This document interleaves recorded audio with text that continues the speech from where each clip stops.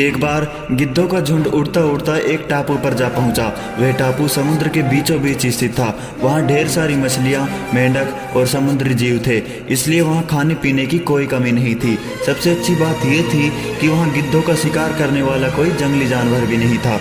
गिद्ध वहां बहुत खुश थे। इतना आराम का जीवन उन्होंने पहले कभी नहीं देखा था। उस झुंड में अधिकांश गिद्ध युवा थे। वे सोचने लगे कि अब जीवन भर इसी टापू पर रहना है, यहाँ से कहीं नहीं जाना, क्योंकि इतना आरामदायक जीवन कहीं नहीं मिलेगा। लेकिन उन सबके बीच में एक बूढ़ा गिद्ध भी था। वह जब युवा गिद्धों को देखता तो चिंता में पड़ जाता था।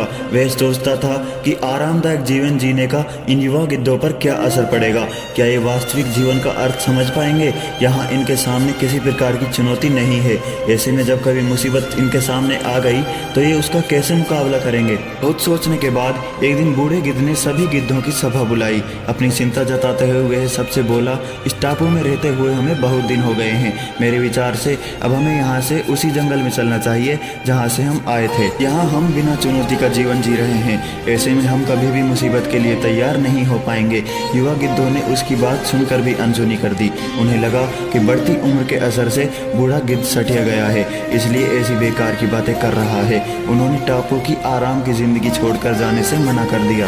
बूढ़े गिद्ध ने उन्हें समझाने की बहुत कोशिश की। तुम सब ध्यान नहीं दे रहे हो कि आराम के आदी हो जाने के कारण तुम लोग उठना तक भूल चुके हो। ऐसे में मुसीबत आ गई तो क्या करोगे? मेरी बात मानो और मेरे साथ चलो। लेकिन किसी ने बूढ़े गिद्ध की बात नहीं मानी। बूढ़ा गिद्ध अकेला ही वहां से चला गया।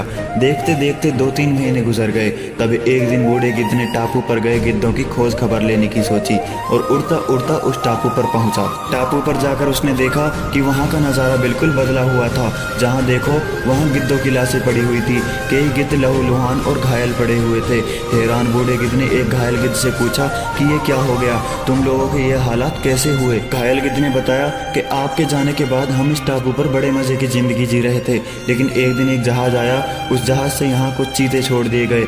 शुरू में तो उन चीतों ने हमें कुछ नहीं किया, लेकिन कुछ दिनों बाद जब उन्हें पता चला कि हम उड़ना तक भूल चुके हैं, हमारे पंजे और नखून इतने कमज़ोर पड़ गए हैं कि हम किसी पर हमला नहीं कर सकते और न ही अपना बचाव कर सकते हैं, तो उन्होंने हमें एक एक कर मार कर खाना शुरू कर दिया। उनके ही कारण हमारा यह हाल हुआ है। शायद आपकी बात ना मानने का हमें यही सिला मिला है। इस कहानी से हमें ये शिक्षा मिलती है कि अक्सर कंफर्ट जोन में जाने के बाद उससे बाहर आ पाना मुश्किल हो जाता है। ऐसे में चुनौतियाँ आने पर उनका सामना करना मुश्किल हो जाता है। इसलिए कभी भी कंफर्ट जोन में जाकर सेटिस्फाई नहीं होना चाहिए। खुद को हमेशा चुनौती देते रहना चाहिए ताकि मुसीबतों के लिए तैयार रह सके। नसीहत वो सच्ची बात है जिसको हम कभी ध्यान से नहीं सुनते, और तारीफ वह धोखा है जिसे हम पूरे ध्यान से सुनते हैं।